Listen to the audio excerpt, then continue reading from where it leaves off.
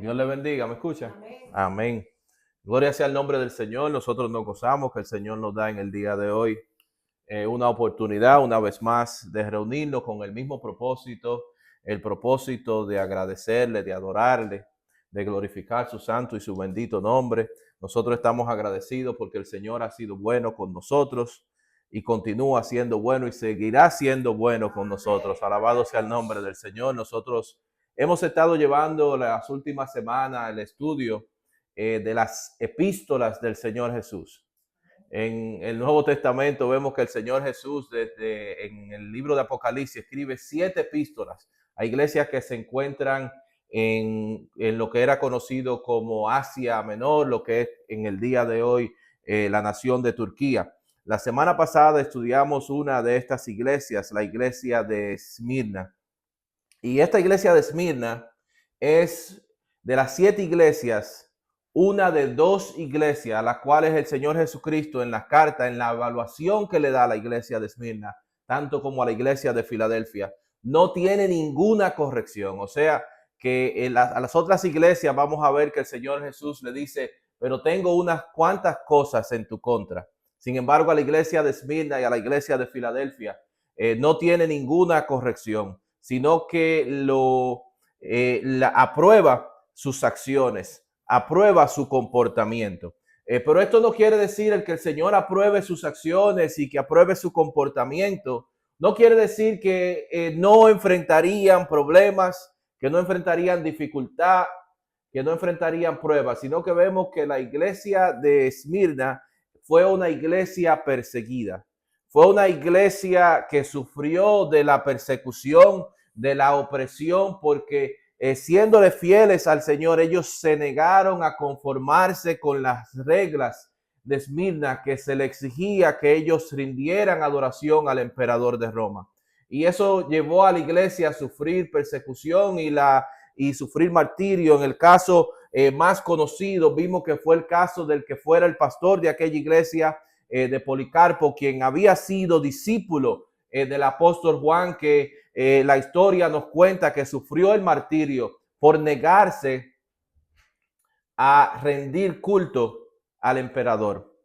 Vemos que el Señor no solamente le habla acerca de que conoce acerca de su persecución, sino que les revela que esa persecución que ellos han sufrido viene de parte de Satanás, que la persecución que están sufriendo también que aumentaría. Y le menciona que por un periodo de 10 días serían echados en la cárcel, seguirían perseguidos. Con eso nosotros vemos que las circunstancias que nosotros pasamos, el Señor está al tanto, el Señor está pendiente, el Señor conoce nuestras tribulaciones, el Señor conoce nuestras enfermedades, conoce nuestras preocupaciones. No solamente eso, sino que el Señor tiene un límite hasta cuando las tribulaciones que pasamos, las dificultades que pasamos, hasta dónde pueden tocarnos y qué tiempo pueden durar en nuestras vidas. Y nosotros podemos confiar que lo que el Señor permite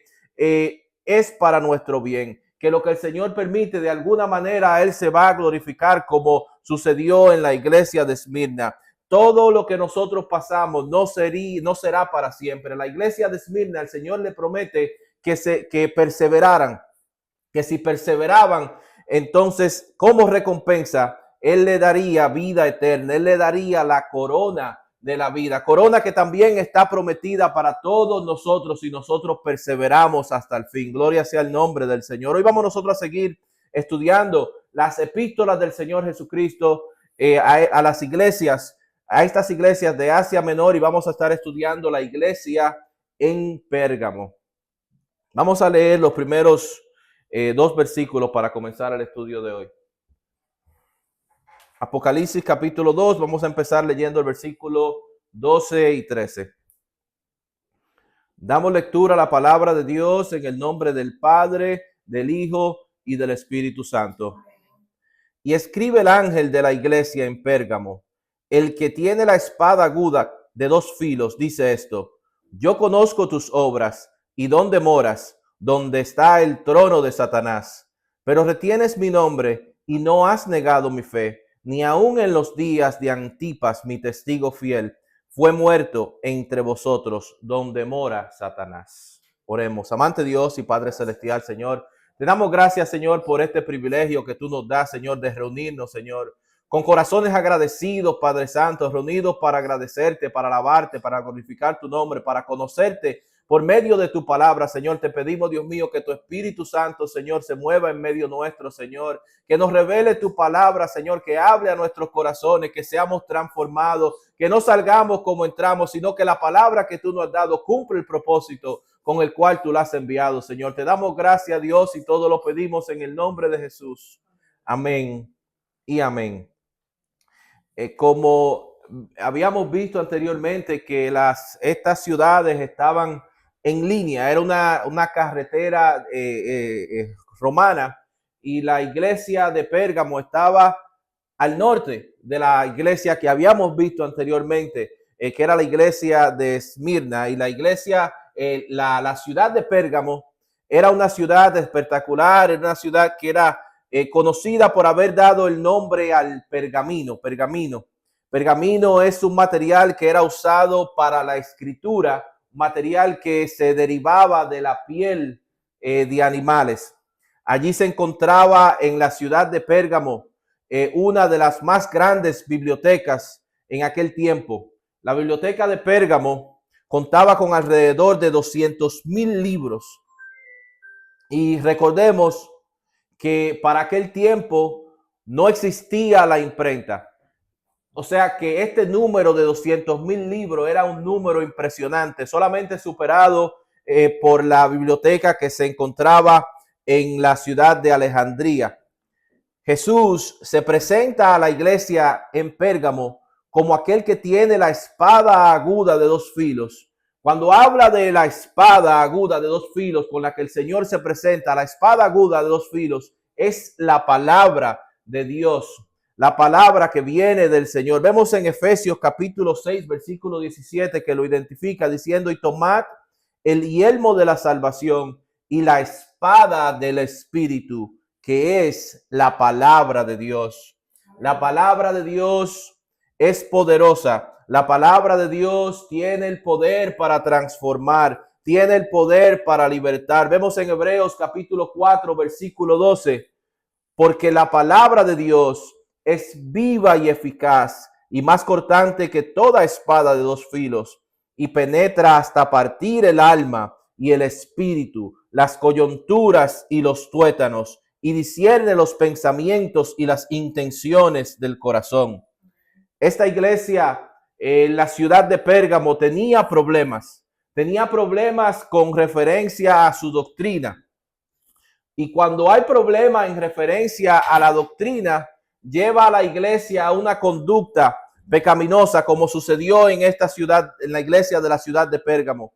En respuesta, entonces, el Señor Jesucristo le habla acerca de la verdad, la espada del Espíritu, la palabra de Dios, para contrarrestar la doctrina falsa que se estaba levantando y era prevalente en la iglesia que estaba en Éfeso. El Señor Jesucristo se levanta para destruir esta doctrina que se había apoderado de la iglesia en la ciudad de Pérgamo. Cristo dice a la iglesia, recordándoles: yo sé dónde vives.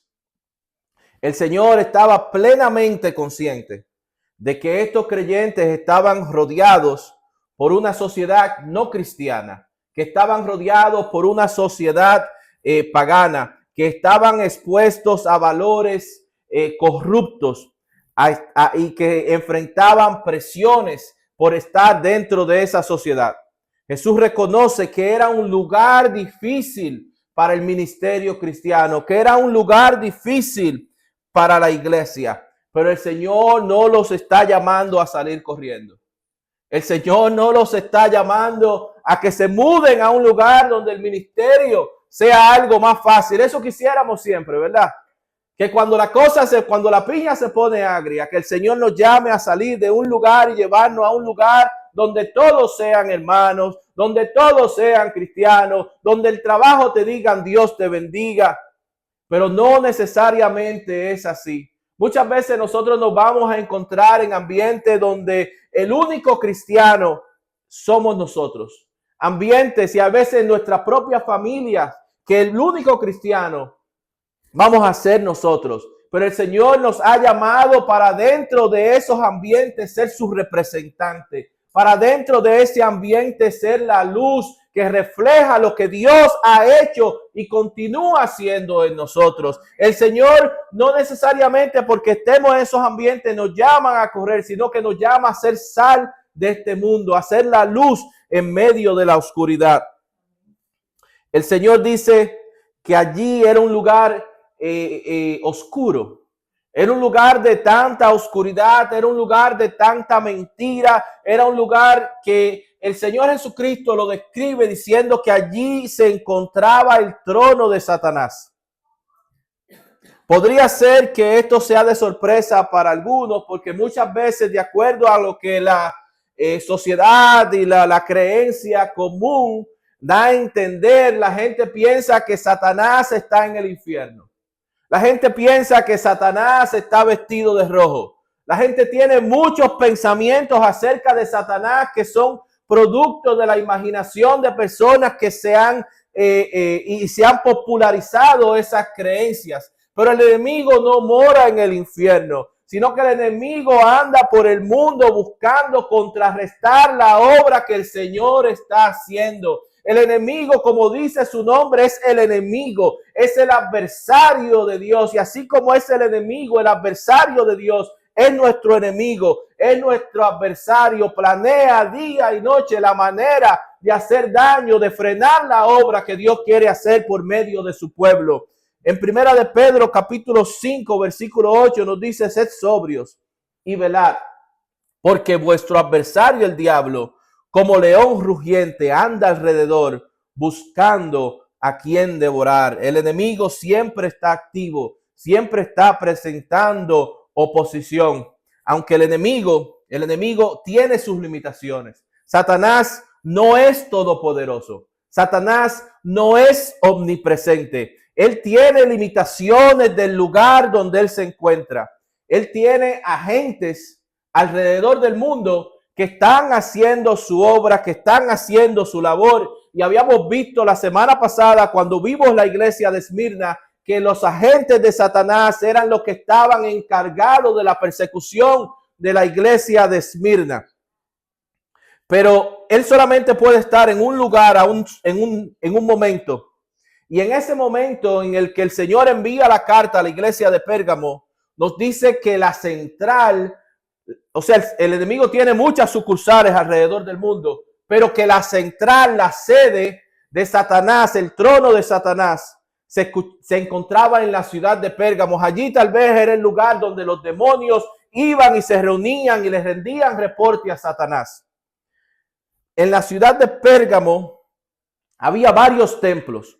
Uno en particular estaba dedicado al dios Dionisio, que era el dios del vino, cuyo torso era superior, la parte superior de su cuerpo era un hombre y la parte inferior era de un macho cabrío. También había un templo a Asclepio, el dios Asclepio, que era lo que ellos reconocían como el dios de la medicina, que estaba representado con una serpiente. Todavía en el día de hoy nosotros podemos ver de que en aquel lugar, en Pérgamo, de ahí viene, por ejemplo, el origen de la medicina. Incluso el nombre de Galeno viene de aquel lugar, de la ciudad de Pérgamo.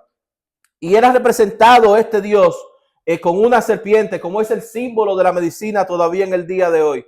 Y había un templo a este dios Asclepio, que allí contaban con meditación religiosa, contaban con interpretación de sueños, contaban y las serpientes estaban alrededor de las personas se acostaban y eran rodeados de serpientes y ellos miraban ese tipo de ceremonias y ritos como manera de buscar la salud, de buscar la sanidad.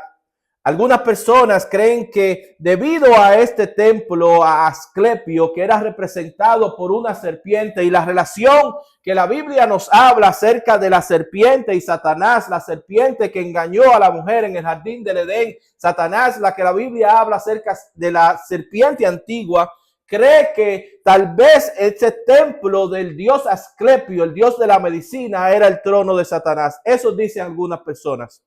Otros dicen que el Señor se refiere al trono de Satanás, el altar de Zeus que se encontraba en la ciudad de Pérgamo. Este era un altar enorme. Se dice que este altar se podía ver casi desde todos los lugares de la ciudad de Pérgamo. Y hay un dato histórico muy interesante porque en el 1878 un grupo de arqueólogos, de Alemania, de la ciudad de Berlín, hicieron varios descubrimientos en la ciudad de Pérgamo. Y uno de estos descubrimientos, el descubrimiento más asombroso, fue el altar al dios Zeus. Y este altar, ellos lo excavaron y toda esa construcción fue llevado y enviado a Alemania.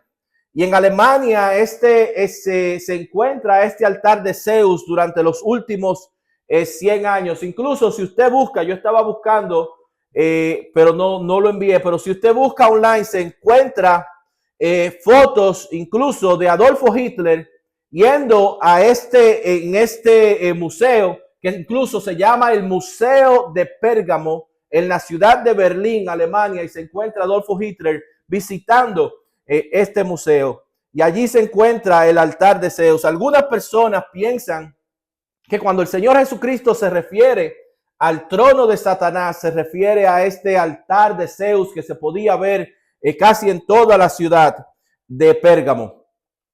Pérgamo, como dijimos, era un lugar difícil para el ministerio. Sin embargo, la iglesia permaneció en esta ciudad de Pérgamo fiel. Sus miembros no negaron al Señor Jesucristo en medio de la presión que ellos estaban enfrentando. El Señor los elogia, aprueba la fidelidad de la iglesia de Pérgamo, y cita el ejemplo de su siervo. Dice su testigo fiel, Antipas. Y es algo interesante porque la Biblia no nos habla acerca de Antipas. La Biblia no nos da detalles específicos de quién fue Antipas. La historia incluso tiene algunas cosas que habla acerca de Antipas, pero no habla mucho acerca de Antipas. Pero vemos que el Señor Jesucristo sí menciona a Antipas y lo llama su testigo fiel. Y este Antipas no negó al Señor Jesucristo hasta el martirio, hasta la muerte. Aunque esta sea la única mención de Antipas en la Biblia, esta es la mención más importante que alguien puede tener, que el Señor Jesucristo se refiere a él como su testigo fiel.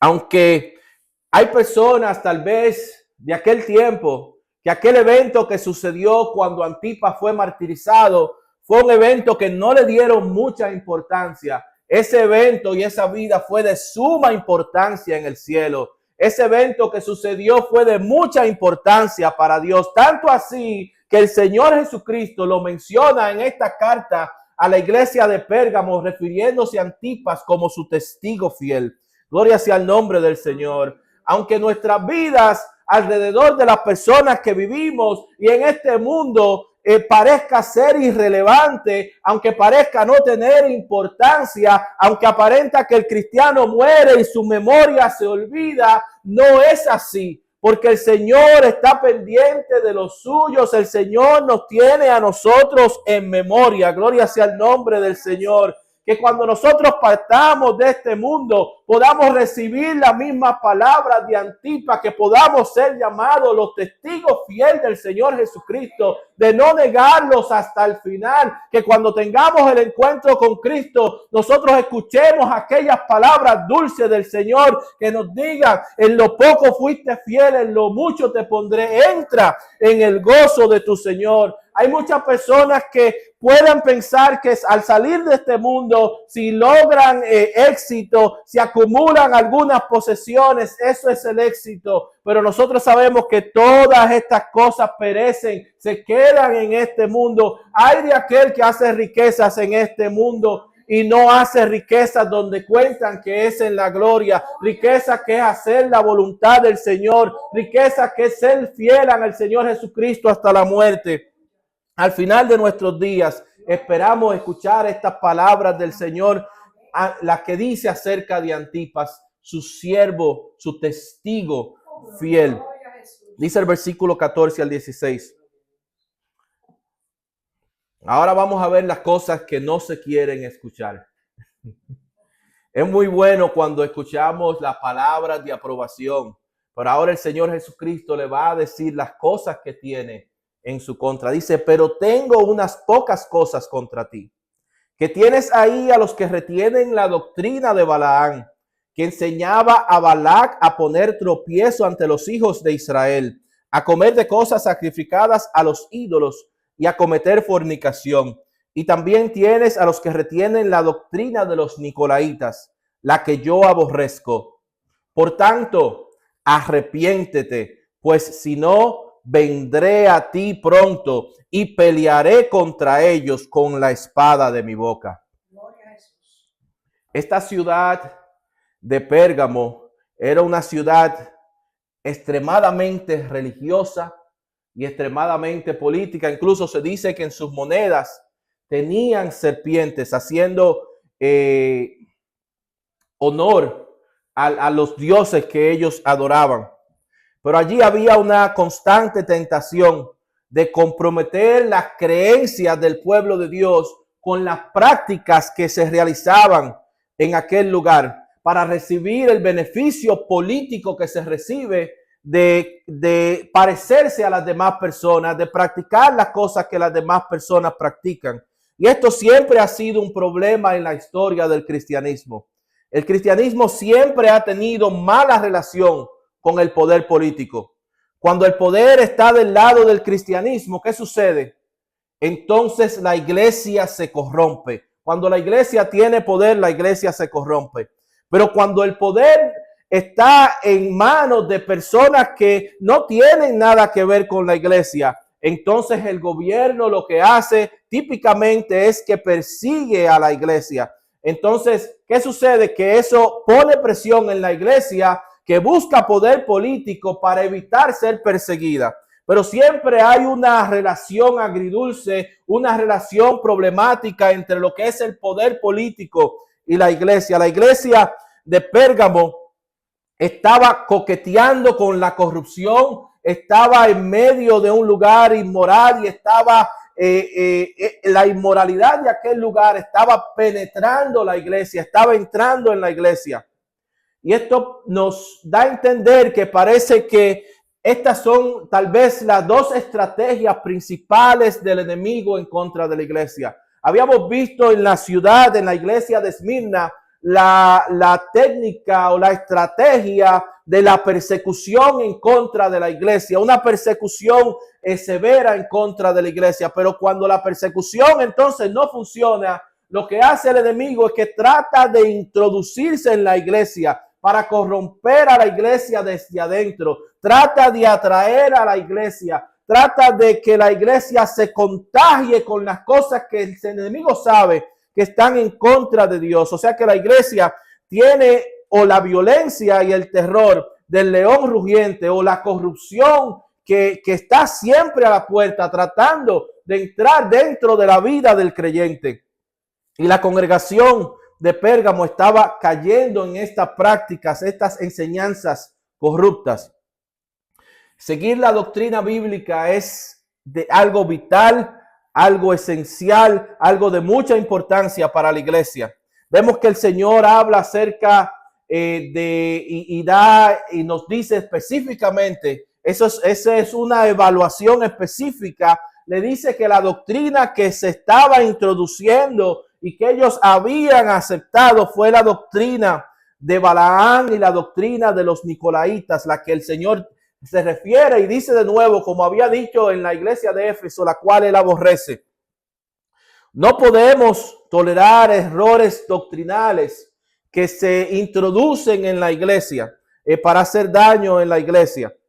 Eso es lo que el Señor le está diciendo. No podemos poner como excusa el que necesitamos presentar un mensaje que es más tolerable al mundo y doblar o corromper o suavizar lo que dice la Biblia.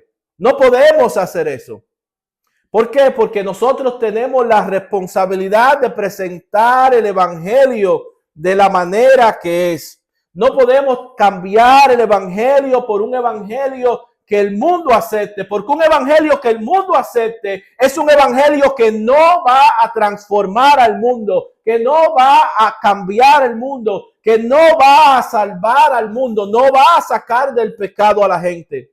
El evangelio verdadero es un evangelio que confronta al pecador, un evangelio que le revela la necesidad al pecador que tiene de arrepentirse. O sea que el evangelio verdadero llama al pecador a arrepentirse, llama al pecador a dejar su pecado. No le dice al pecador ni afirma el pecado del pecador, como vemos el problema que había en la ciudad de Pérgamo y el problema que existe en la iglesia en el día de hoy, donde hay iglesia para todo tipo de pecado que está disponible. Cuando vemos a personas que van a iglesias no buscando que sea una doctrina sólida bíblica, sino que sea una doctrina que afirme el pecado que la persona no quiere dejar. Y eso es lo que sucede en la iglesia que estamos viendo en el día de hoy. Sucedía en la iglesia de Pérgamo. El Señor reprende a la iglesia de Pérgamo por permitir estos errores doctrinales, que lo llama el primero la doctrina de Balaán. ¿Qué es la doctrina de Balaán? La doctrina de Balaán, para aquellos que quieren repasar y irse, está en el Antiguo Testamento, en el libro de Números, del capítulo 22 al capítulo 24. Cuando Dios había sacado a Israel de Egipto, sacó a Israel de Egipto con mano fuerte. Destruyó a la nación de Egipto, a las fuerzas armadas, al ejército más poderoso. Lo destruyó el Señor ahogándolos en el Mar Rojo. Y cuando el pueblo de Israel salió de Egipto, los pueblos que estaban alrededor habían escuchado acerca de las proezas de Dios. Habían escuchado acerca del Dios de Israel y aquellos pueblos estaban atemorizados, y uno de estos pueblos que estaba atemorizado era el pueblo de Moab. ¿Qué sucede? El rey de Moab tuvo miedo y llamó a un profeta de orígenes y de prácticas muy cuestionables, de nombre Balaán, para que maldijera a los israelitas a cambio de mucho dinero, de una recompensa grande. O sea que Balaán era un profeta asalariado, que se iba con aquel que más le pagara. Inicialmente, cuando Balaán se refirió a Dios acerca de esto, Dios le dijo que no fuera. Sin embargo, el rey de Moab le ofreció más riquezas a Balaán, y Balaán volvió y se refirió a Dios. Y Dios le permitió entonces que fuera, con la condición de que dijera lo que Dios, solamente lo que Dios le dijera que dijera. Y cuando yo veo siempre esta historia del profeta Balaán y acerca de que cuando él iba de camino, el asna que lo llevaba no quiso proceder porque veía al ángel que estaba con la espada listo para matarlo, y trataba, y Balaán le daba, y la asna no avanzaba. Siempre me acuerdo la canción aquella que se usaba para alfabetizar los niños, que dice: ay, más sabe el burro que tú. Y eso sucedió con el profeta Balaán, porque el burro, el asna, estaba salvándole la vida, no procediendo. hasta que el Señor permitió que el asna le hablara. Le habló a Balaam, y con todo y que el asna le habló, Balaam le siguió discutiendo al asna. Una cosa increíble. O sea que eso no lo sorprendió a él, pero el Señor abrió los ojos y le dio a ver de qué lo estaba librando el asna, que no procedió hacia adelante. Y así llegó Balaam a donde el rey Balac y trató por varios medios, fue a diferentes elevaciones para tratar de pronunciar maldiciones en contra del pueblo de Dios. Sin embargo, no pudo maldecir al pueblo de Dios. Cada vez que Balaam abría su boca, solamente salía bendición para el pueblo de Dios. Y aquel rey, mirando cómo él le estaba pagando por maldecir a un pueblo que él odiaba, un pueblo que él quería destruir. Sin embargo, aquel profeta bendecía al pueblo de Dios.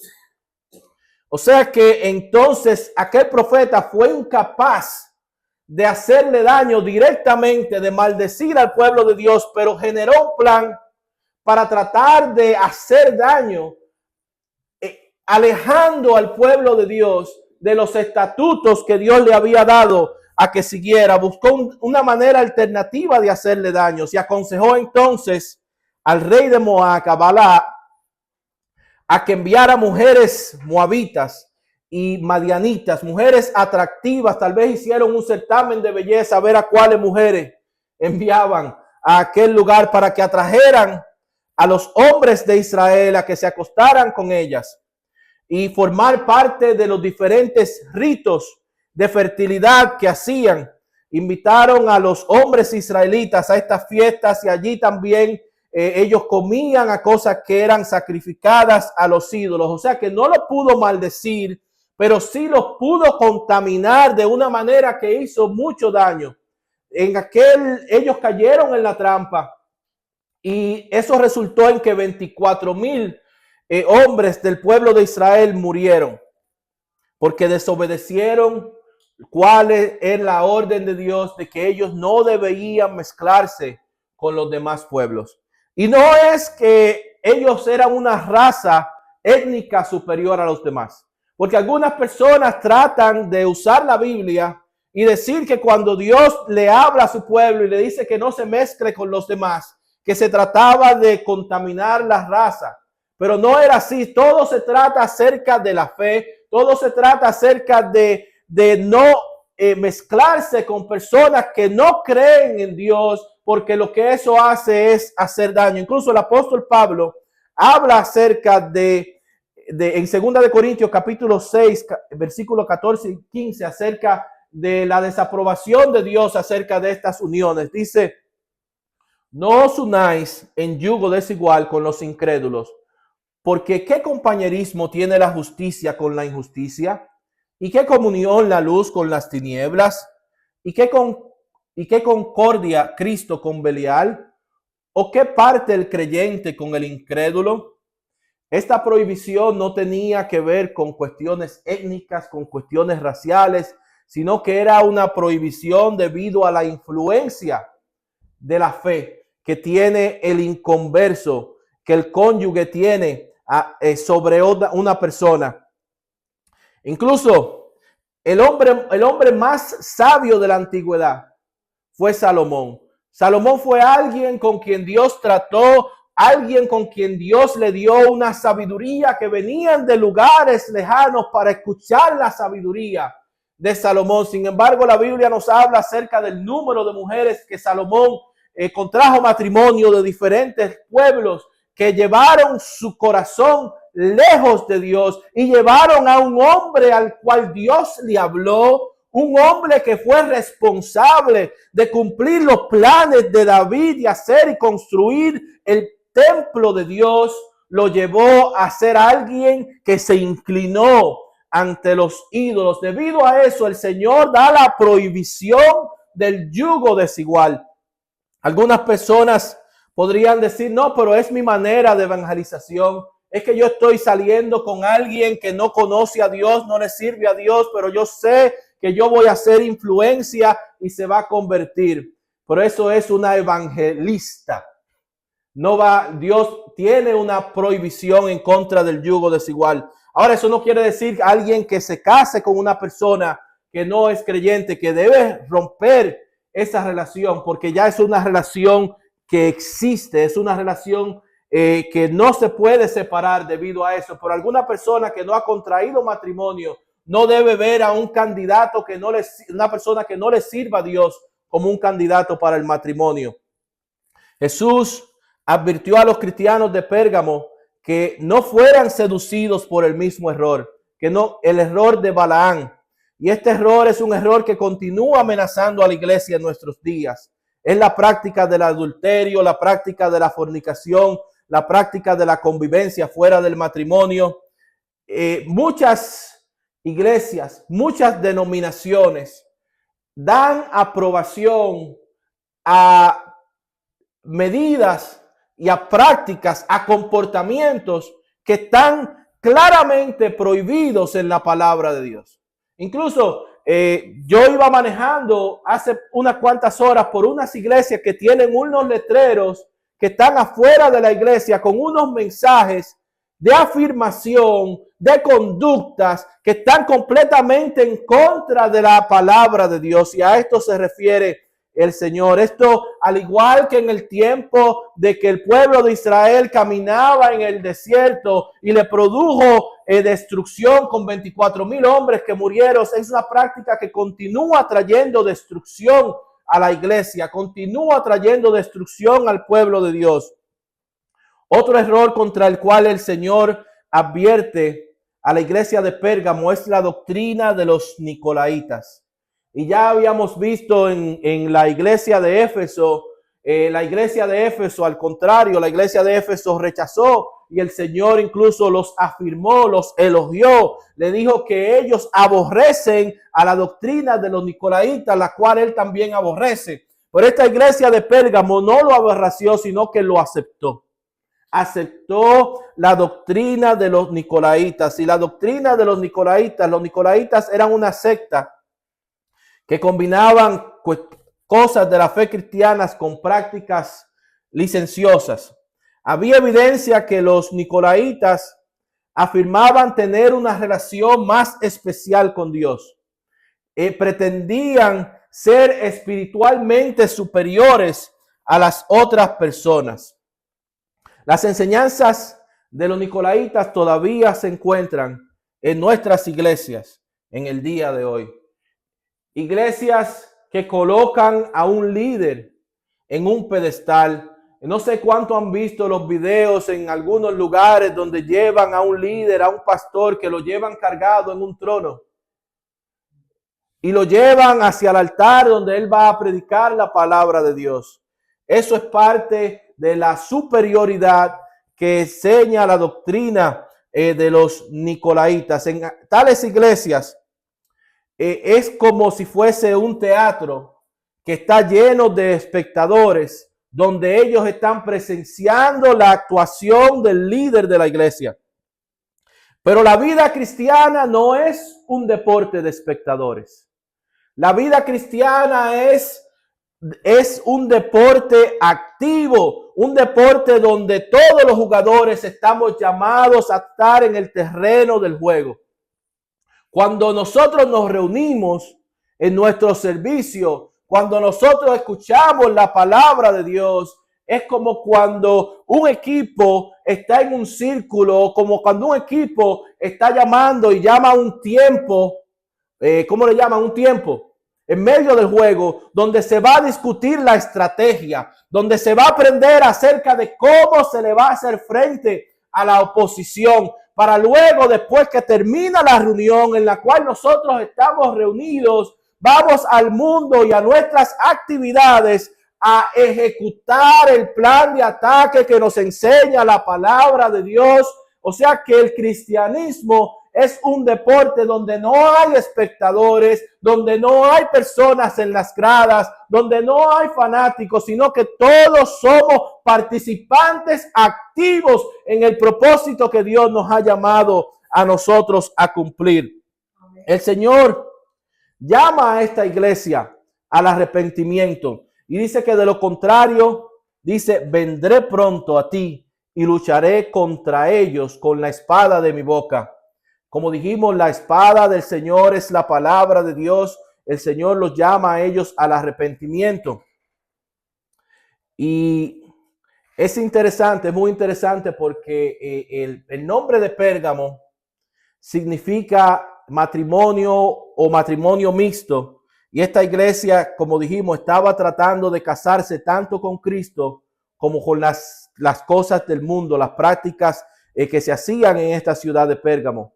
Ellos habían reducido el estándar de santidad y habían comenzado a coquetear con el mundo. Jesús tenía una corrección para ellos, tenía cuál era la manera de ellos solucionar el problema que tenían y los estaba llamando al arrepentimiento. Si la iglesia se negaba a arrepentirse, entonces el Señor les dice que lucharía contra ellos con la espada de su boca. Es una promesa fuerte. Y terminando la carta a la iglesia de Pérgamo, el Señor da una promesa especial a los creyentes. No solamente los creyentes de aquel lugar, de aquel tiempo, sino también a nosotros. Dice el versículo 17. El que tiene oído, oiga lo que el Espíritu dice a las iglesias. Al que venciere, daré a comer del maná escondido y le daré una piedrecita blanca. Y en la piedrecita blanca escrito un nombre nuevo, el cual ninguno conoce sino aquel que lo recibe. Esta promesa se dirige a todos aquellos que obedecen las advertencias de esta carta. Si tú y yo nos mantenemos firmes contra el pecado, Jesús promete que nos dará estas dos cosas especiales. Primero, dice que nos dará del maná escondido y también que nos dará una piedrecita blanca. Dice acerca del maná escondido, el maná fue el alimento que con que Dios le dio de comer al pueblo de Israel cuando estuvo en el desierto. Pero también cuando nosotros estuvimos viendo el Evangelio de Juan, vimos en el capítulo 6 que el Señor se refiere a sí mismo como el pan, el maná que descendió del cielo.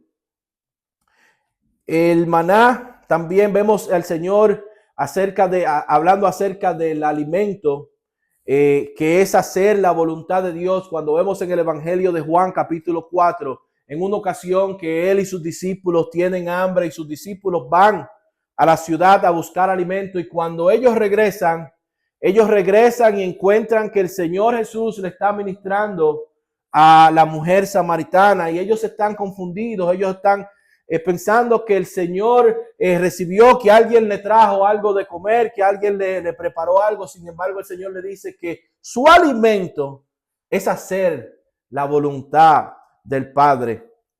Nosotros también podemos encontrar nuestro sustento interior obedeciendo, haciendo la voluntad de Dios, cuando nosotros resistimos los atractivos, las tentaciones que nos trae este mundo. El Señor es este maná escondido. Jesús también promete una piedrecita blanca con un nombre nuevo, con un nombre secreto escrito en ella. Algunos dicen que esto puede referirse a una piedra que se usaba en los juicios para encontrar a alguien, a absolver a alguien de culpabilidad o encontrar a alguien culpable. Se dice que para algún tiempo en Atenas, los jurados que escuchaban acerca de un juicio tenían una piedra blanca y una piedra negra, y al terminar del juicio ellos lo echaban en una urna. Después contaban las piedras que estaban en la urna, cuántas piedras blancas y cuántas piedras negras. Si había más blancas que negras, absolvían a las personas. Si eran más piedras negras, entonces encontraban a la persona culpable. Puede ser que el Señor está diciendo que aquellos que lo obedecen, que escuchan este llamado de resistir las tentaciones, van a ser absueltos por el Señor. Otros creen que este símbolo de la piedra blanca se refiere a que en el tiempo de Juan, los romanos la usaban como tipo de entrada especial a diferentes eventos. Por ejemplo, en una competencia donde los atletas quedaban líderes en su renglón en particular, en su disciplina, se le daba una piedrecita blanca que le permitía a los atletas entonces formar parte del banquete de los atletas ganadores. Es muy posible que el Señor Jesús esté diciendo que aquel que venciere le dará una piedra, seremos admitidos al banquete, a la fiesta más grande que ha visto la historia, que será la fiesta de las bodas del Cordero, donde se reunirá la iglesia con nuestro Señor Jesús. Gloria sea el nombre del Señor. Puede ser que se refiera a eso, pero dice que esta tiene un nombre secreto escrito en la piedra, que solamente lo conoce la persona y lo conoce el Señor. Esto habla como un símbolo de intimidad, una relación especial, una relación íntima con el Señor. Hay uno de mis hijos que se llama, igual que yo, se llama Misael. Nosotros le decimos Misaelito y se le quedó Lito como una manera corta de decir Misaelito. Resulta que en una ocasión, cuando él tenía alrededor de 6 años, él estaba jugando en un equipo de pelota. Y el nombre mío, Misael, es un nombre muy complicado de pronunciar a las personas que no hablan español. Y el coach no tenía la manera de poder decir su nombre, trataba y no le salía, hasta que vino y me preguntó, ¿hay una manera que yo le puedo llamar? ¿Hay una manera que ustedes le llaman? Y yo le dije, nosotros en la casa le decimos Lito. Resulta que minutos luego, él se le acerca y le llama, le dice Lito. Y ese niño tenía alrededor de 6 años y cuando lo llama por Lito, mira al coach y le dice, no me digas Lito.